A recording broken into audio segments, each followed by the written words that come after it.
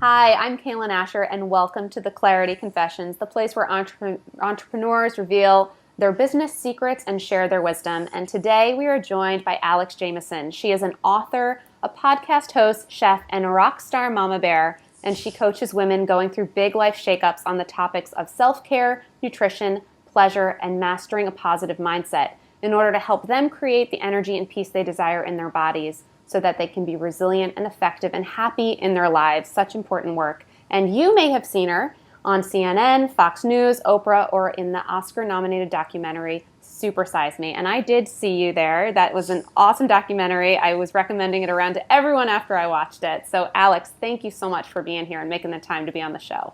Thanks. This is fun. Yeah, it is fun. And I know I gave a little spiel, your bio, but I'd love to hear from you just a little bit more about the work you do and what you're doing out there in the world now. Well, I got into food and health really at birth. My mom I grew up on an old organic farm outside of Portland, Oregon. Yet I had an extreme sugar addiction that led to serious health problems in my mid-20s.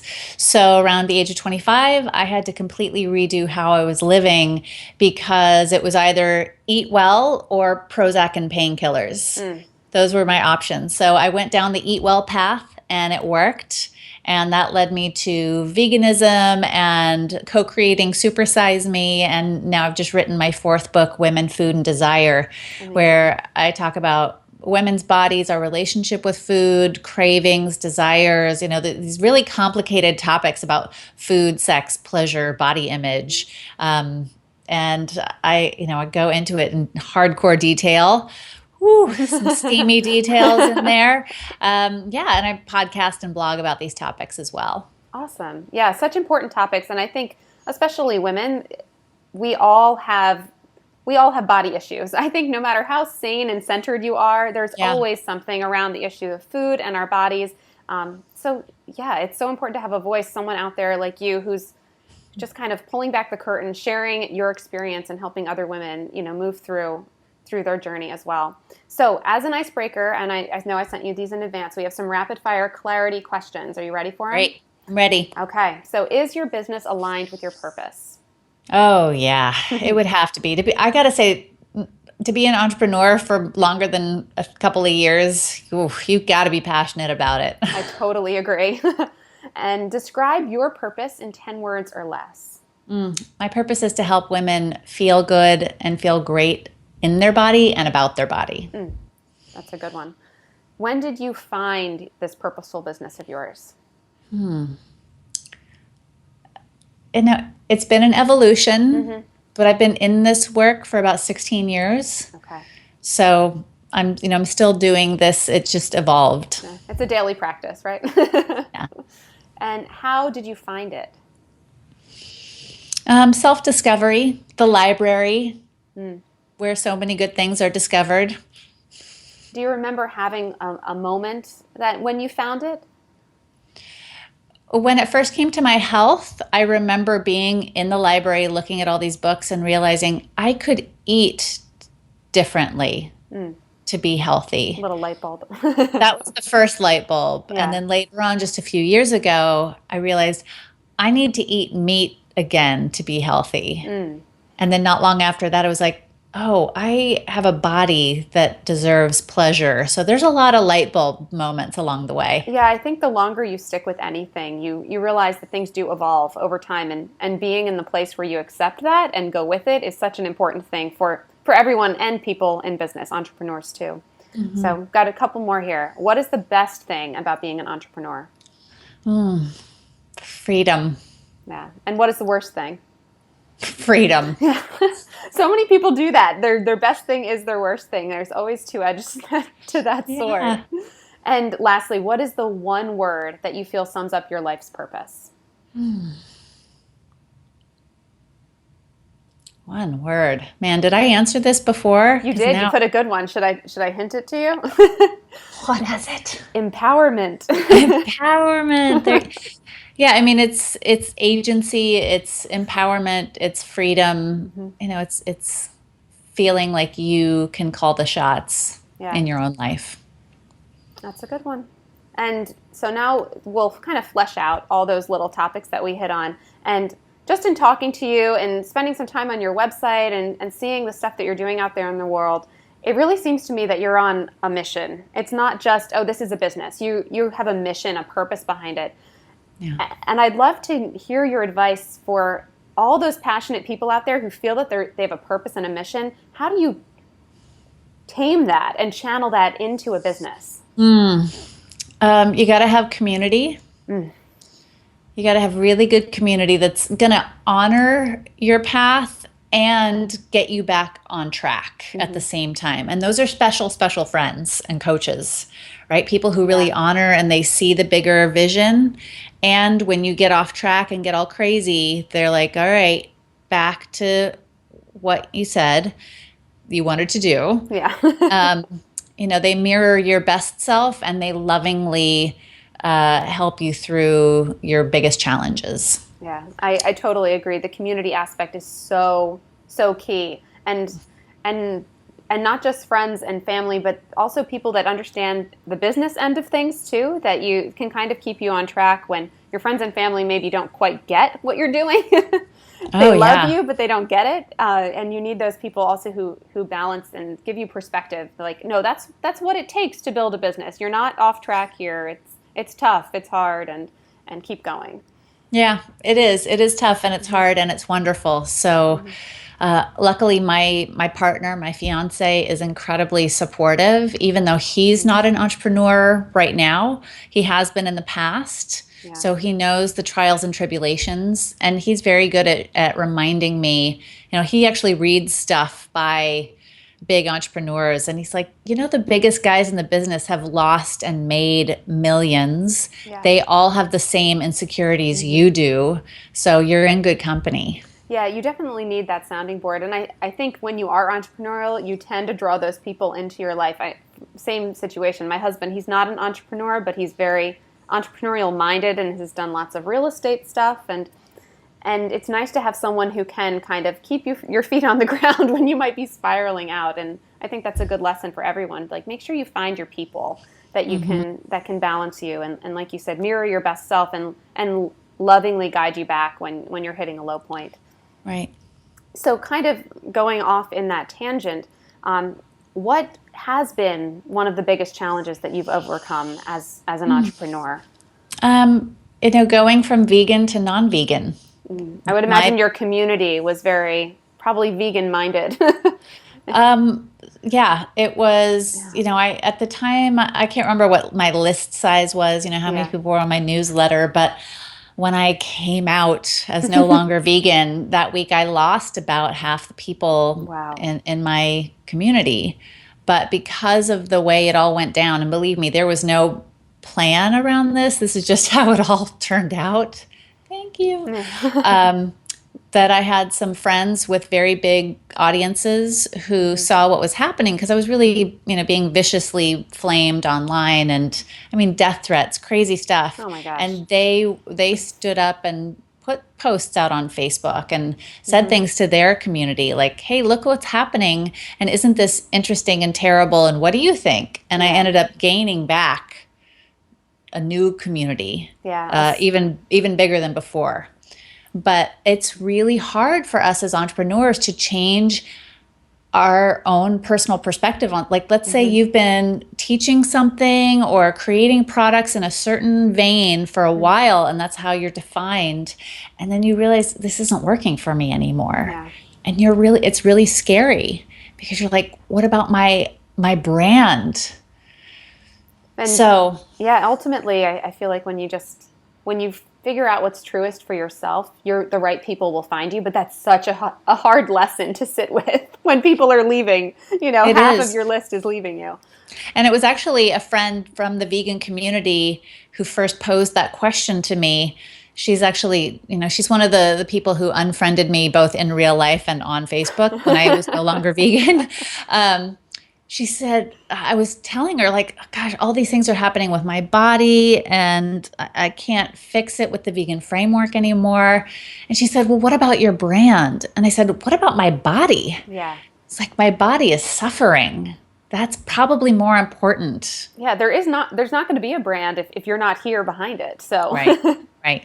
And I didn't feel aligned because I was craving meat. My body needed something else. And I think that's an important, broad entrepreneurial discussion is, do you feel aligned with what you're teaching or selling or offering? Yeah, is it an authentic extension of who you are, or is it just a version of who you are or who you used to be? You Right. know, like our Right. current reality is just who we used to be up to this moment, and it can totally change Yeah. from here on out. And Yeah. And I've seen some pretty big names talk about stuff like this. Danielle Laporte, Jonathan Fields, yeah, even Marie Forleo. They're like, hmm we have killed our babies. We have killed entire programs. We have spent tens of thousands of dollars developing something and realizing I can't do this, and having to change direction and let go.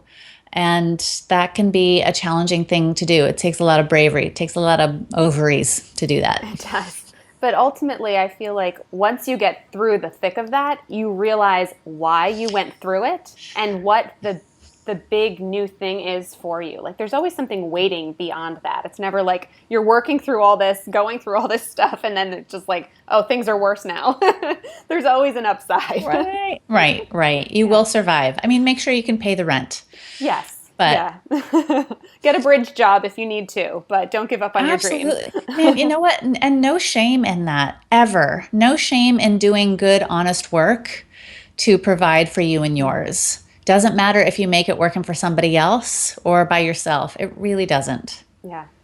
So what does a typical day look like for you now? Now that you've kind of maybe hit your stride a little bit in your business, you've got books out there, you've been featured on some big shows and networks. Like how are you living the life? Well, I try to get up early. I have the morning ritual set that I do that really helps me feel I need a lot of alone time and juicy introspective time. So I get up, I have some water, I do some yoga and meditation. And, I share my son. So when he's with us, I got to get up a little earlier to do those things. We have a nice breakfast together. Really, self-care, my physical care is really, really important because if Yeah. I'm exhausted, I can't do this work of helping other people feel good in their bodies. So usually I'm working by 9:30, 10, like I'm really in it. I try to write in the morning. So I write a blog. I also have a podcast, which requires some research.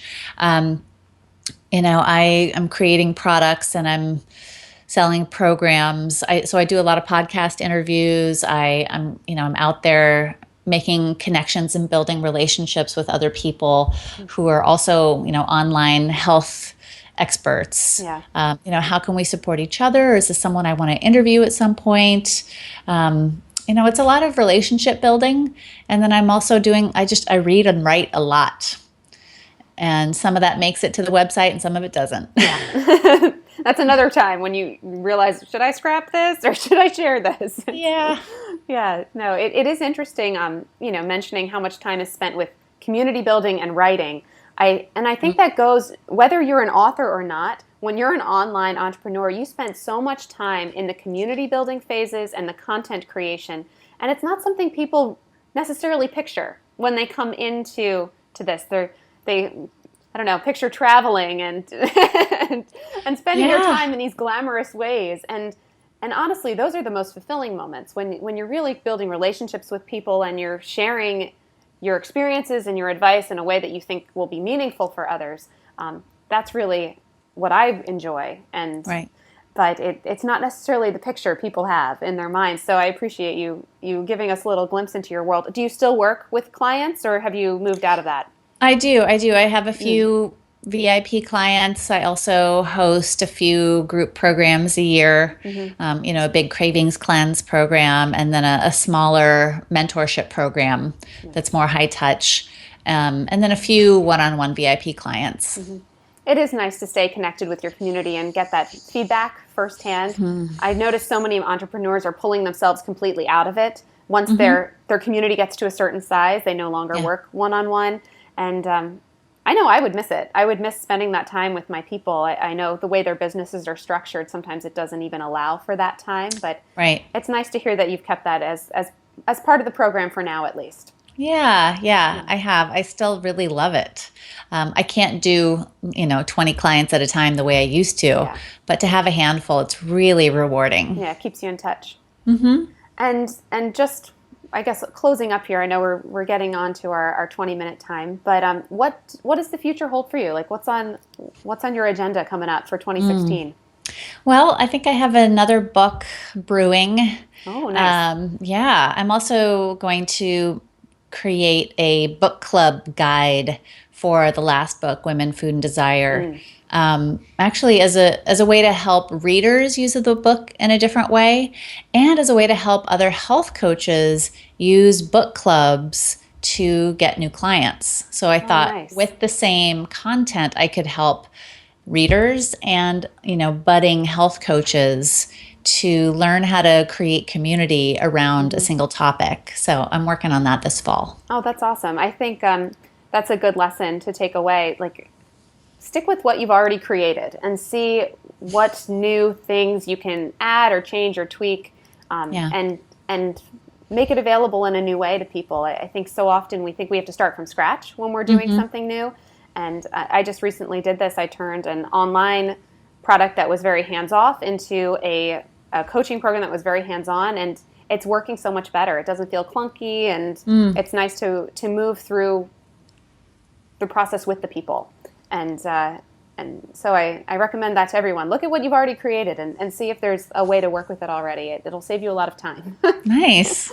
Yeah. So I know you mentioned when we were first chatting before we jumped into the clarity confession that you wanted to offer a giveaway. You mentioned the Cravings Clarity course. Can you tell me a little bit about that? Yeah, so this Cravings Clarity course is kind of the deeper emotional part of eating, and it's Mm. a quick little info product that I created that usually sells for like, $17 on my site.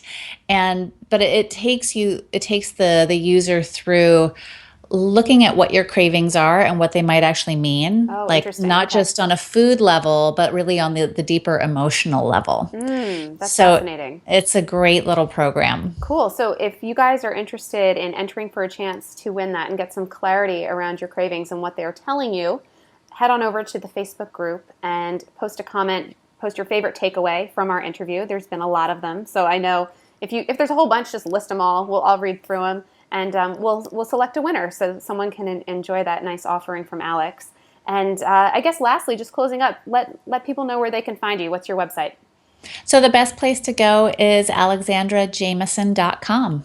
Okay, and I'll have that right below the interview so you guys can check it out. You can find Alex and all the good stuff that she's up to out there helping women. Great. Yeah, so thank you, Alex. Thank you for being on the Clarity Confession. It was a pleasure chatting with you. Thank you so And much. yeah, I wish you all the best moving forward. Great. You too. Take care. Bye.